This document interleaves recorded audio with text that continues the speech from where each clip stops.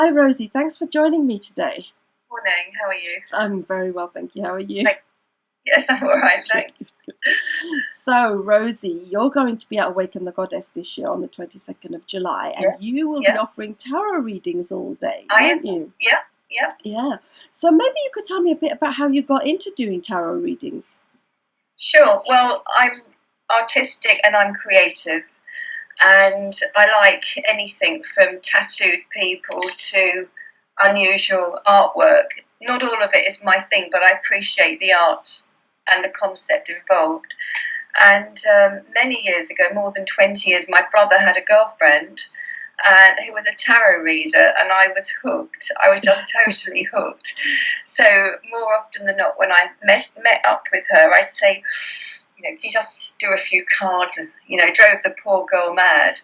And then I was also a beauty therapist, full-time beauty therapist, and I worked at similar events to yours, where I met a woman who gave me like a 15-minute reading.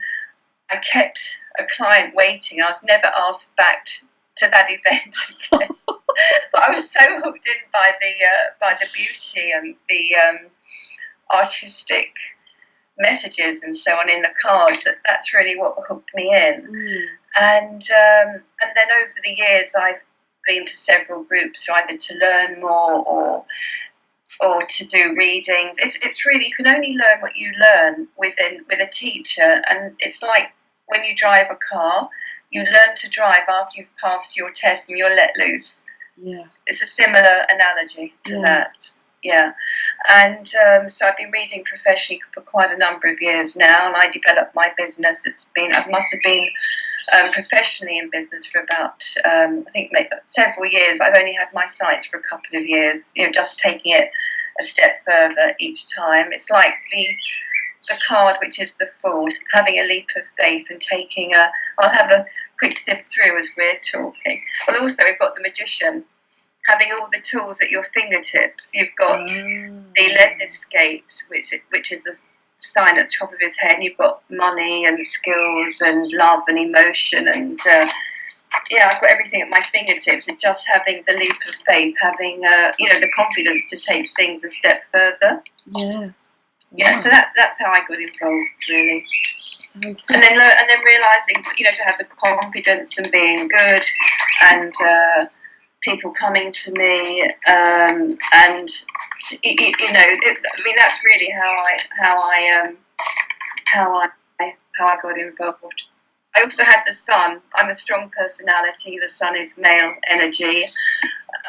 These sunflowers, which line the wall, they're very sturdy. You can drop the sunflower seed even on arid ground, and it'll put its head up to heaven, and it'll grow.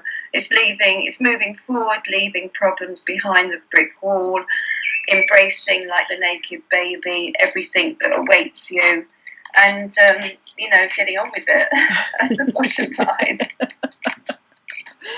So tell me, what would a person get out of coming and having a tarot reading with you? Sorry, excuse me for looking down for a moment. Reassurance, courage, realisation of different aspects of their life that perhaps they're not able to focus on clearly because they have hindrances going on. There are 78 cards in a pack. You know what? It's going to be nearly the last card. Typical, isn't it? There we are, the Fool. The Fool. I'll go into that in a moment. There are 78 cards in a standard deck of tarot, and we call it these 78 steps to enlightenment. So they can give you an idea of your journey, but as in anything, we have free will, and clients can get out of it, I find, often more than I put into the reading, because they'll have their own interpretation. I have been told, two different things. I've been told, you said I was going to South America. I would never have said that. I would have said a journey overseas. Yeah. But that was 18 months ago. 6 months ago I did a reading, and I'm more in tune with spirit now, with my spirituality. and a lady had a recording contract, 2 of them, and she said, right, so where am I going, where will I be to record? I mean, how the hell do I asked Spirit, this is the truth, and I said, China, and she said Japan. And I said, well, it's similar, it's close enough. And then she said, where else am I going? So I asked, and I heard North America. And she said, no, it's not, it's Canada. I said, oh, come on, give me a break. So clients get out of it as much as they can, and I get out of it as much as I can in as much as what I can, how I can help them, the information I give to them. Yeah. Yeah. Okay, great. So, on the day when you're doing tarot readings, if I wanted to come and have a reading, do you think you'd be able to fit me in? Because I think I actually would. I've never had a tarot reading before, so I'll be bringing my appointment sheet with me, Samina. You'll have to put your name down. I'll have to queue like everyone else. Hopefully, I may be able to squeeze you in somewhere.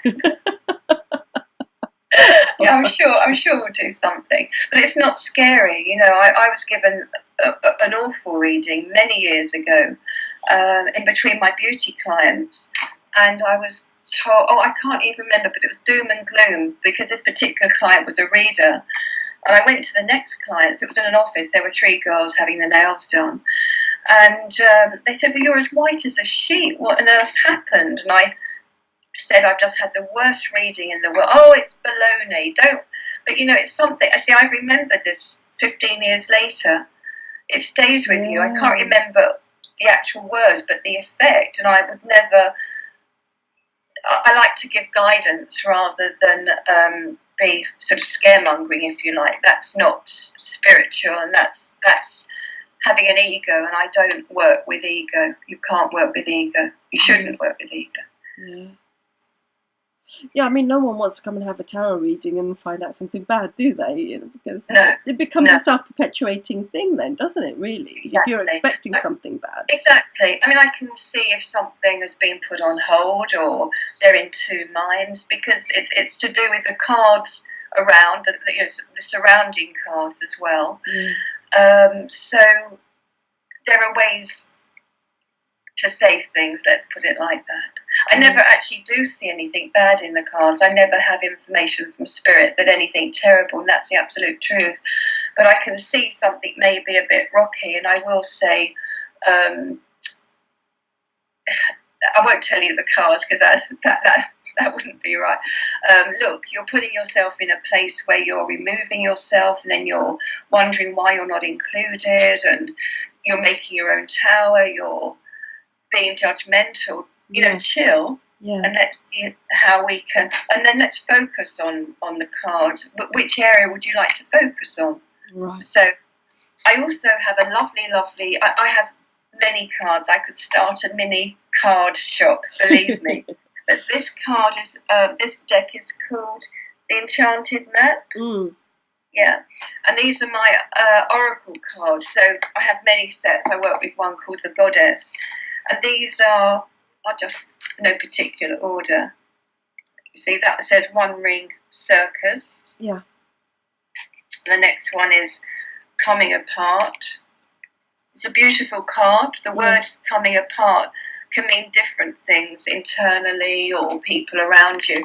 But I use 3 cards to confirm.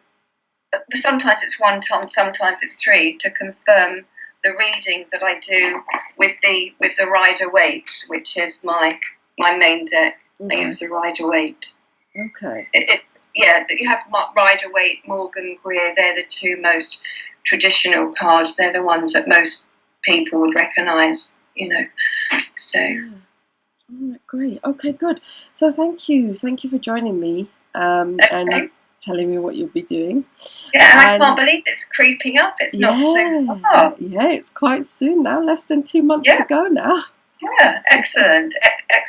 Yeah, no, thank you. I look forward to being able to share some knowledge with you and taking some of those 78 steps of your personal development and see where we're headed.